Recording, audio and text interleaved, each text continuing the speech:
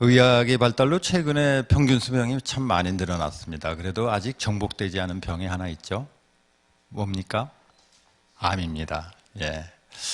암은 왜 이렇게 정복이 힘들까? 저도 나름대로 공부를 해보고 관계자한테 물어봤더니요.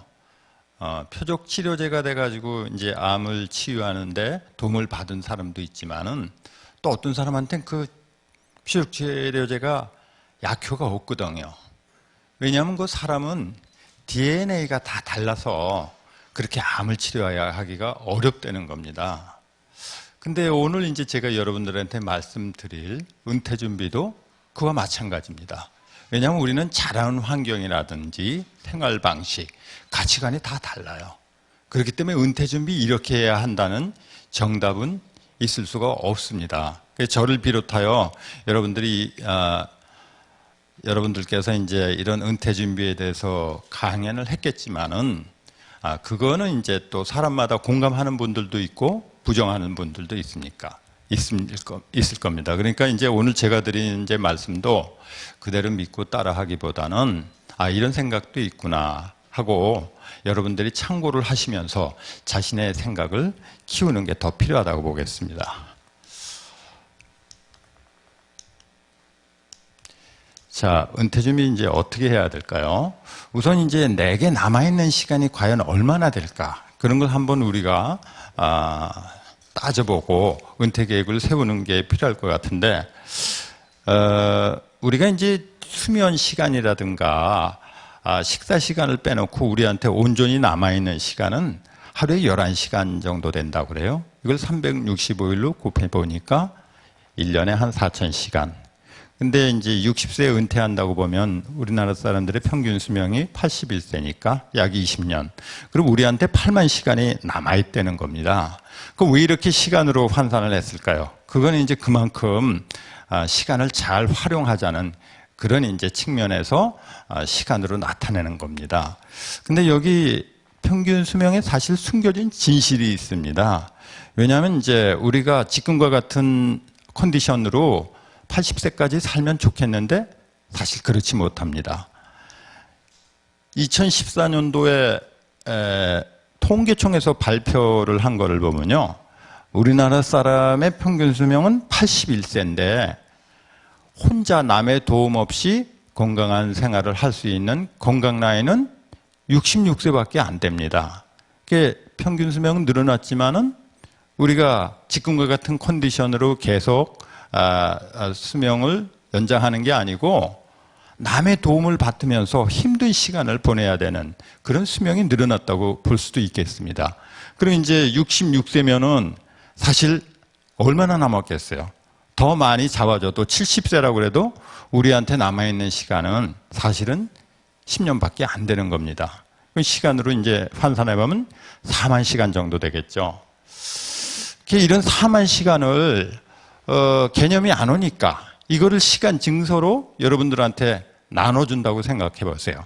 한 시간에 1,000원씩 환산한다면 한 4천만 원 되겠죠. 한 시간에 10,000원 정도 환산하면 4억 정도 되겠고요. 그러니까 내가 이거 4억이란 돈을 갖고 있는데 그걸 함부로 쓰겠습니까?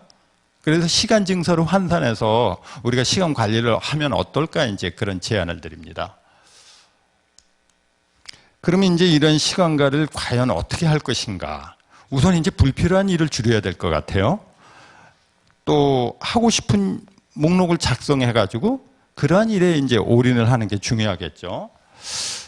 시간 관리를 잘 했던 사람으로서 아이젠하워 대통령이 유명한데 이분은 이제 자기가 할 일을 저렇게 4가지로 나눠가지고 급하고 중요한 일하고 중요한 일은 자기가 직접 처리하고 그 다음에 중요하지는 않지만은 급한 일, 이건 남들한테 위임하고 중요하지도 않고 급하지도 않은 일은 이제 하지 않았다 그럽니다. 그러니까 우리도 이제 이런 팁을 얻어가지고 중요한 일에 몰입을 할 필요가 좀 있을 것 같아요.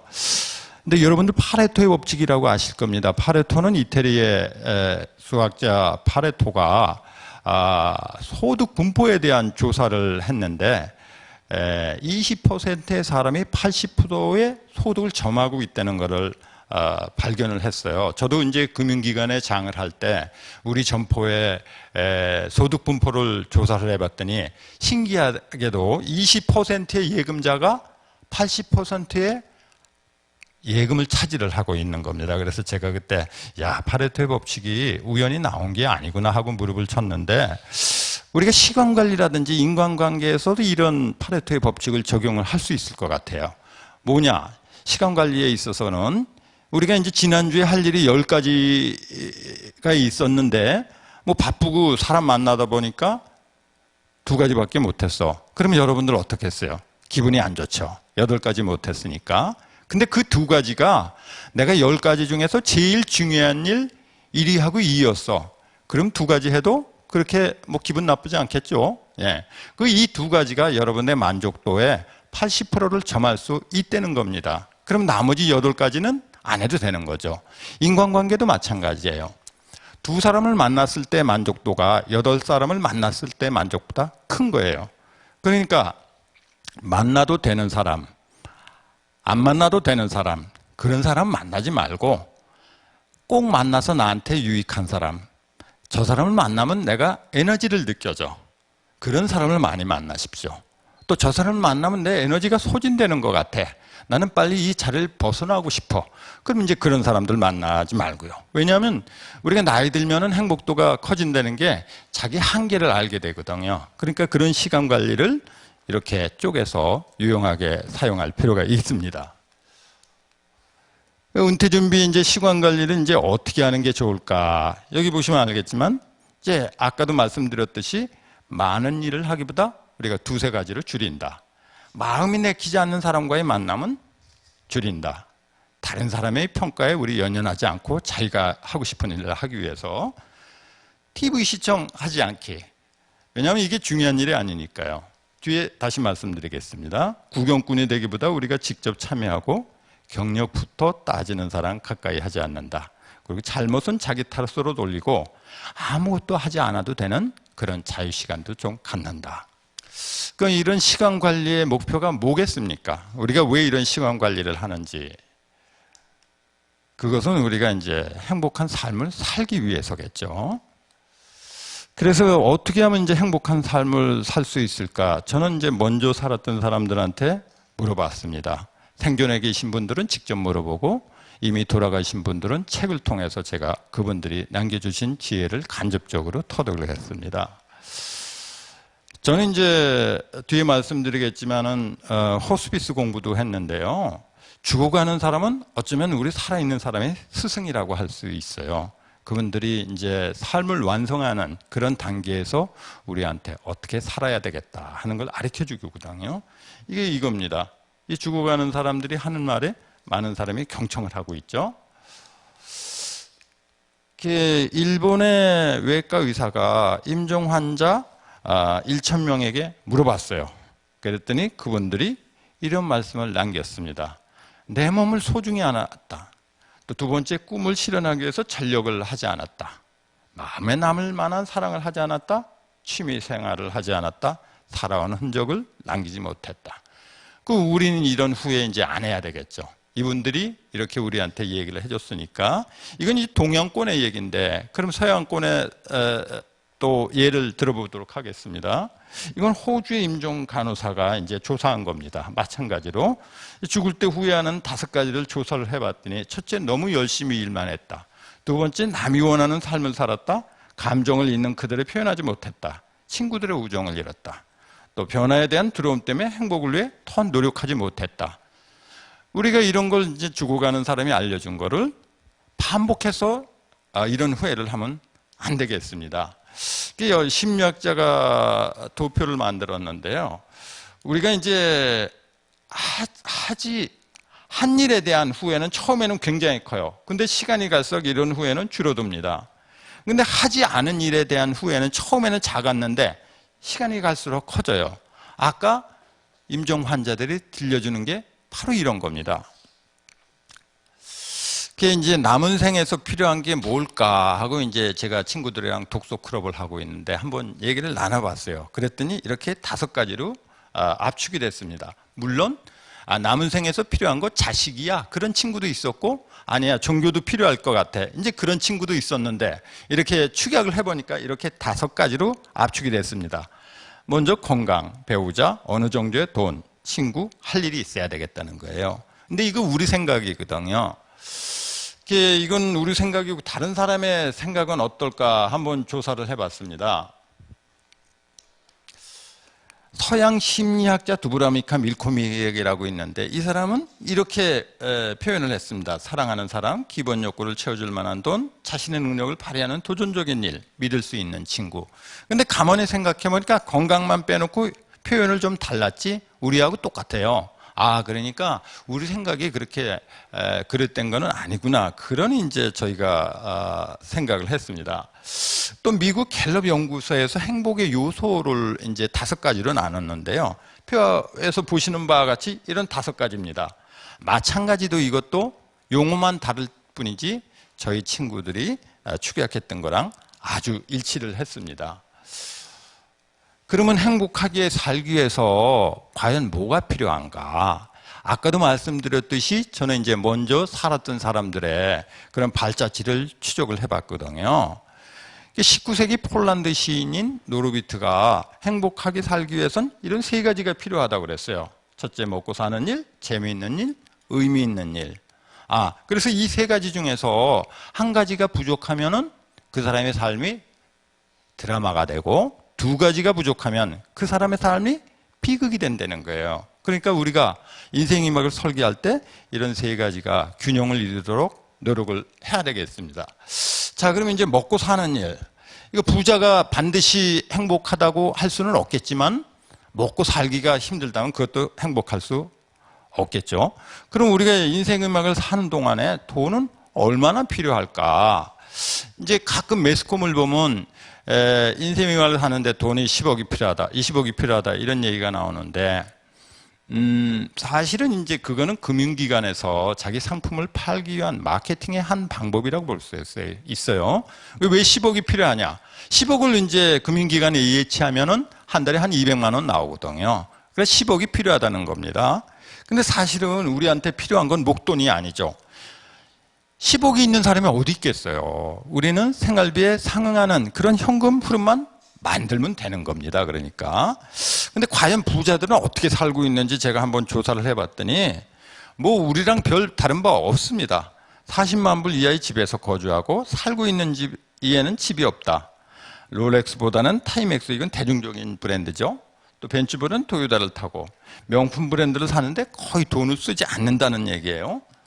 또 부자들이 즐겨하는 행동을 살펴보니까 우리 일반인들이 하는 거랑 큰 차이가 없어요. 자녀들, 손자들 놀아주기, 투자 설계하기, 친구들이랑 시간 보내기 다 이거 우리 하고 있지 않습니까? 그러니까 부자들이라고 해서 특이한 거는 아니다. 그럼 이제 우리가 먹고 살기 위해서 이제 돈을 이제 벌어야 되는데 많은 사람들이 돈을 버는 데에만 집중을 하지 돈을 모으고 지키는 거에는 그렇게 관심이 없어요. 근데 유대인의 속담에 돈을 버는 사람보다 모으는 사람이 이긴다는 그런 격언이 있거든요. 이제 돈을 모아야 될 텐데 저 같은 경우에 이제 금융기관에 있을 때 제가 한 20년 전에 지점장을 했으니까 그 인근에 살고 있는 제2예금 고객을 찾아가 봤습니다. 그분은 당시로 자산이 수천억 정도 됐거든요. 제가 회장님 이렇게 부를 일구게 된 팁을 저한테 좀 주십시오 그랬더니 버는 대로 저축을 많이 했다고 그래요. 그래서 그건 다들 알고 있는 얘기고 좀 비법을 하나 가르쳐 주십시오 그랬더니 비법은 없다고 그래요. 왕도는 없었던 겁니다. 그리고 자기가 버는 이내에서 소비를 했다고 그럽니다. 우리도 이제 이렇게 돈을 잘 모아야 되겠는데 사실은 돈을 잘 모지 못하고 함부로 쓰는 경우가 많아요. 그리고 이제 돈을 지켜야 될 텐데 돈을 지키는 방법을 잘 몰라서 함부로 쓰는 경우가 많은데 한 가지 예를 들면은 경조사입니다. 경조사라는 게 옛날에는 우리나라 어려울 때 십시일반으로 돕기 위한 그런 좋은 의미로 출발했는데 요새는 자기 부를 신분을 과시하는 그런 이제 행태로 변질이 됐습니다. 그래서 이제 사실은 경조사에 이렇게 축의금 넣고 가도 그게 혼주한테 도움이 안 되고 웨딩업체나 장례업체의 주머니에 들어가고 마는 거죠. 그러니까 이제 그런 일을 이제 우리가 하지 말아야 되겠습니다. 요 사진은 이제 그 유대인의 바르미집이라는 성인식인데요. 유대인들은 13살이 되면은 성인식을 합니다. 그때 이제 부모라든지 친인척이 금일봉을 하나씩 주거든요. 그러면 그 자금을 나는 어떻게 운영할 것인지 성인식 때 이렇게 밝혀야 됩니다. 얘가. 그 아버지의 교육을 물론 받겠죠. 그럼 만약에 13살 때부터 자금 운영 어떻게 할 것인가 아버지로부터 교육을 받은 애가 25살이 돼서 회사에 들어갔을 때, 그리고 또 부모에게 용돈만 받다가 학교를 졸업하고 회사에 들어간 우리나라 대학생하고 누가 자금 운영 잘하겠습니까? 유대인들이 인구가 450만밖에 안 되지만은 세계 경제의 80%를 지금 주름잡고 있는 그런 배경이 되는 겁니다. 한때 조선일보하고 중앙일보에서 대한민국 금융문맹 국가라는 기사를 시리즈로 낸 적이 있어요. 사실은 기가 막힌 일입니다. 정부에서도 이런 사실을 뒤늦게 깨닫고 작년부터 고등학교 교사들한테 금융교육을 시키고 있는데요. 이제 우리가 은퇴해서 시간이 좀 남았으니까 이제 늦었지만은 우리가 금융교육을 좀 해야 되겠습니다. 아름다운 인생학교에서도 금교육을 시키고 있으니까 저희 학교로 오셔도 좋고요. 여러분들이 직접 나서서 알아보시면은 금융교육을 받을 수 있는 그런 기회는 많습니다. 부자는 과연 어떤 사람인가?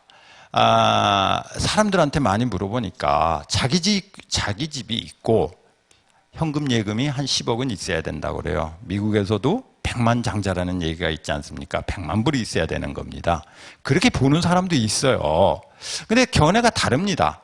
어떤 미국의 비평가를 보니까 부자란 자기 동서보다 돈 많이 갖고 있는 사람.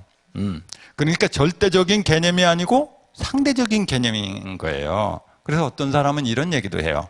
저 사람은 1억을 벌어. 근데 쓰는 건 1억 2천이야. 저 사람은 1200만 원밖에 못 벌어. 근데 쓰는 건 1000만 원이야.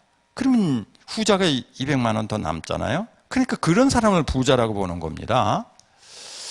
폴 사무엘스라는 노벨상 경제학상을 받은 경제학자가 우리의 행복을 이런 식으로 공식화했어요. 행복이란 소비 나누기 욕망. 물론 이제 소비를 늘려가지고 행복을 키울 수도 있지만은 욕망을 줄여서도 행복을 키울 수가 있는 겁니다. 여기서 재미있는 에피소드 하나 여러분들한테 들려드릴게요. 디오게네스 전부 아시잖아요. 디오게네스의 이름을 듣고 알렉산더 대왕이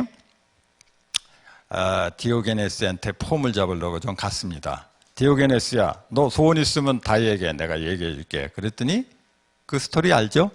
대왕님 좀 비켜주십시오. 당신이 저희 나의 햇빛을 가리고 있다고. 그래서 알렉산더 대왕이 망신을 당하고 갔습니다. 여기까지는 여러분들 다 아시죠? 저녁 때 디오게네스의 친구이며 왕의 신하가 디오게네스를 찾아왔습니다. 디오게네스야, 아니 너 말이야, 아까 왜 그랬어? 아니 네가 왕한테 조금 아부만 하면은 네가 이렇게 콩깍지만 먹고 살지 않아도 되잖아. 그리고 친구를 위해서 조언을 했는데 디오게네스의 답변이 기가 막힙니다. 얘야, 너 나처럼 이렇게 콩깍지만 먹고 살 자신이 있으면 그렇게 아부 안 해도 되잖아 하고 이제 오히려 친구한테 조언을 했다고 그래요. 그래서 저희는 제가 생각할 때는 우리가 그런 욕구를 좀 더 조금만 줄일 수 있으면 우리한테 더 많은 시간과 자유가 있다고 생각합니다. 그래서 저는 생각할 때 지금 돈보다 더 중요한 거는 우리한테는 시간이 아닌가 그렇게 생각이 돼요. 두 번째 이제 재미있는 일. 은퇴 후에 하고 싶은 일 설문조사를 해봤더니 제일 하고 싶은 게 뭐냐? 은퇴 후에 하고 싶은 일 1위는 뭘까요? 바로 여행이었습니다. 다 여행을 좀 하고 싶다는 거예요. 근데 여행을 하고 싶다고 하면서 실제로 하고 있는 여가 활동은 뭔가? TV 시청이었습니다. 통계를 보니까 62%가 여가 시간에 TV를 시청한다고 그래요. 그러니까 이게 우리는 머리하고 몸이 따로 놀고 있어요. 하고 싶다는 거하고 실천을 하는 거랑 별개로 지금 그렇게 하고 있죠. 그 이제 사실은 혼자 할 수 있는 취미를 우리가 좀 개발을 할 필요가 있을 것 같아요. 그리고 이제 취미 활동도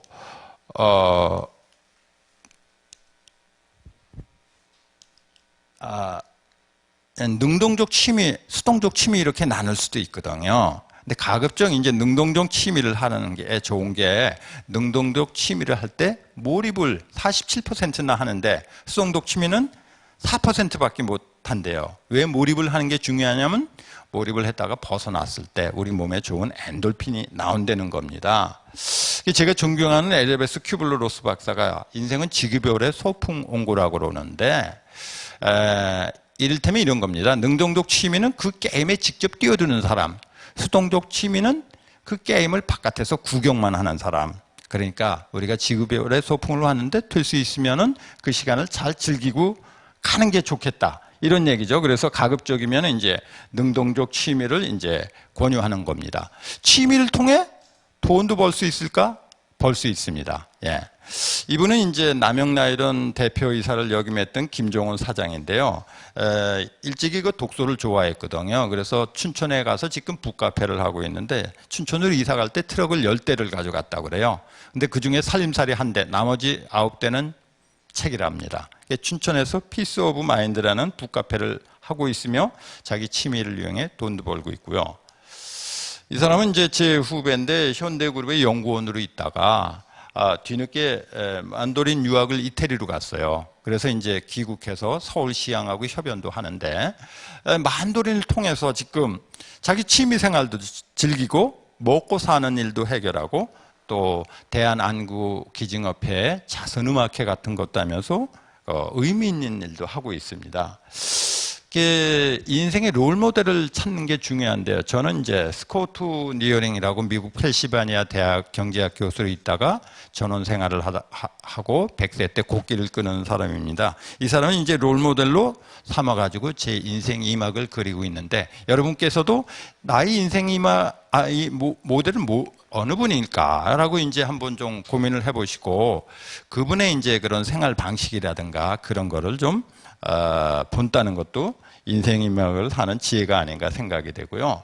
여러분들 모두 꿈이 있을 겁니다. 저도 직장 생활하면서 제 꿈을 꾸었는데, 은퇴를 하면서 그 꿈을 이루었습니다. 그 꿈은 무엇이냐면은, 제가 직장에 다닐 때 서대문 객석홀에서 클래식 음악을 자주 즐겨 들었거든요. 내가 은퇴를 하면은 이 꿈을 꼭 내가 이루어야 되겠다 해가지고 10년간의 준비를 거쳐가지고 제가 은퇴해서 제일 먼저 했던 일이 그때 꾸었던 꿈입니다.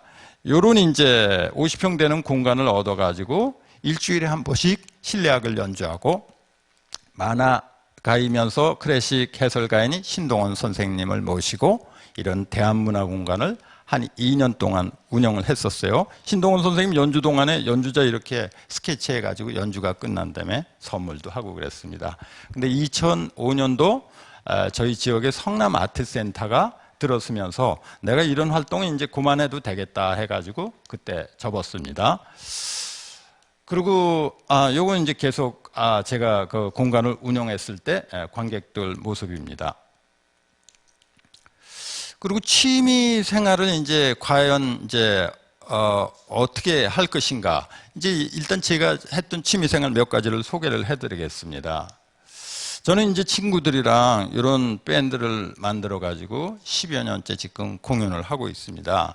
이런 친구들이 있다는 게 참 좋아요. 그래서 여러분, 제가 아까 혼자 할 수 있는 취미를 개발을 하라고 그랬는데, 꼭 음악이 아니더라도 이런 이제 취미 활동을 통해서 동호회를 우리가 결성을 할 수 있는 기회가 있습니다. 그러니까 이런 활동을 좀 하는 것도 방법이고요. 이런 식으로 미술도 이제 제가 좋아해서 이런 전시회도 많이 다녔는데, 제가 다녔던 전시회가 지금까지 따지면 한 1000번 정도는 되는 것 같아요. 지난주에도 이제 한번 다녀왔는데, 이런 식으로 취미 생활을 하는 것도 좋겠다고 제가 말씀드릴 수 있습니다. 마지막으로 이제 의미 있는 일인데요. 은퇴 후에 하고 싶은 일 2위는 자원봉사였습니다. 아까 1위는 여행이었지만은 근데 실제로 자원봉사를 하는 퍼센테이지가 7%밖에 안 돼요. 미국인 40%인데 아까도 마찬가지로 뭔가 마음이 따로 우리가 노는 그런 중년 증후군을 이제 우리가 겪고 있죠. 자원봉사 어떻게 할 것인가 저도 이제 고민을 많이 했습니다. 그리고 의사가 됐으면 좋았을 걸 하는 생각에 한때 그런 꿈을 꾸었지만은 그런 거는 제가 공부를 하기가 그때는 너무 나이가 늦어가지고 국립암센터에 있는 호스피스 고위과정의 6개월 과정을 들었는데 이 교육이 제가 지금까지 배운 교육 중에서 제가 제일 잘 받았다고 생각하는 교육입니다. 아마 여러분들 중에서도 아마 이런 교육을 받으신 분이 있을 거고 이건 제가 실습으로 나갔던 의정부의 모연 호스피스 센터의 전경입니다. 그리고 제가 은퇴하고 이제 지역사회에 자원봉사한 사례를 몇 가지만 말씀드리겠습니다. 이제 분당 FM 방송이라는 지역 커뮤니티 라디오가 있었는데요. 거기서 방송 진행자를 모집한다는 광고를 보고 제가 응모를 해서 거기서 4년 동안 방송을 진행했습니다. 지역민들을 초청을 해가지고 그분들의 하고 싶은 얘기를 이제 경청을 해주는 거죠. 성균관대학교 총장을 역임하셨던 분인데 지금 새마을중앙협의회 회장으로 있는 심연종 회장님입니다. 이제 게스트로 오셔가지고 저하고 인터뷰를 한 적이 있습니다. 또 시각장애인을 위한 도서낭독 봉사도 작년까지 9년 동안 제가 했습니다. 요거는 서강대 장영희 교수 에세이집인데 이건 사실은 책을 만들면은 점자를 만들면 이렇게 분량이 꽤 많고 비용도 많이 들어갑니다. 그래서 이제 저희 같은 자원봉사자들이 도서낭독을 통해서 시각장애인들한테 책을 읽어주고 있습니다. 요것들은 이제 그 책을 읽은 걸 녹음 테이프로 만들어서 이렇게 도서로 만들었죠. 그 성남아트센터라는 데가 제가 아까 문을 닫고 2,000원 줬는데 개업을 이쪽에서 오픈을 해서 제가 여기서 지금까지 이런 식으로 문화예술 자원봉사를 하고 있습니다. 이건 제가 이제 도슨트로서 관객들한테 미술 작품을 설명하는 거고요. 또 성남 분당에는 저희 같은 예술동호회가 몇 개나 되나 했더니 무려 1,100개가 된다고 그래요. 그래서 10년 전에 그런 동호인들끼리 모여서 사랑방 문화클럽이라고 만들었습니다. 2012년대 문광부에서 주최하는 지역문화 브랜드 대상의 국무총리상을 받은 바가 있습니다. 최근에는 이제 어른들 위한 학교를 제가 운영하고 있습니다. 2013년도 보건복지부에서 은퇴 후 8만 시간 어떻게 보낼 것인가 에세이를 공모를 한 적이 있는데 제가 이런 주제로 에세이를 응모해서 운이 좋게 대상을 받았습니다. 이건 이런 겁니다. 그러니까 우리 은퇴한 시니어들이 서로 재능을 좀 나누자는 거예요. 요거에 이런 식으로 저희가 학교 수업을 하고 있습니다. 그러니까 우리 학교는 수강료나 강사료가 없어요. 그러니까 우리가 돈이 좀 부족해도 교육을 받을 수 있는 그런 이제 계기가 되는 거죠. 이게 저희 학교 운영하는 모습이고요. 우리 인생에는 중요한 두 날이 있다고 그래요. 하나는 자기가 태어난 날, 또 하나는 자기가 왜 이 땅에 태어나는지 아는 날. 근데 대부분의 사람이 그 중요한 두 날의 의미는 모르고 죽는다고 합니다. 그래서 우리가 인생 이막은 왜 자기가 이 땅에 태어나는지 그런 아는 날이 아닌가 생각이 되고요. 인생을 이막을 준비하면서 제가 여러분들한테 드린 말씀 요약을 하면 이런 6가지 정도로 압축이 되겠습니다. 아까 초두에도 말씀드렸듯이 이 말을 굳이 그대로 따라 하지 마시고요. 여러분들이 취사 선택을 해서 나한테 필요한 거는 여러분들이 좀 선택을 해서 한번 해보시고 우선은 무엇보다 남을 말을 듣기보다는 자기 생각을 키우는 게 중요하거든요. 그러니까 여러분들께서 인생이막 저를 비롯해서 여러분들이 하신 말씀들 잘 가다듬어 가지고 좋은 설계를 하시기 바랍니다. 오늘 강의는 여기서 마치겠습니다. 지금까지 제 강의를 들어주셔서 감사합니다.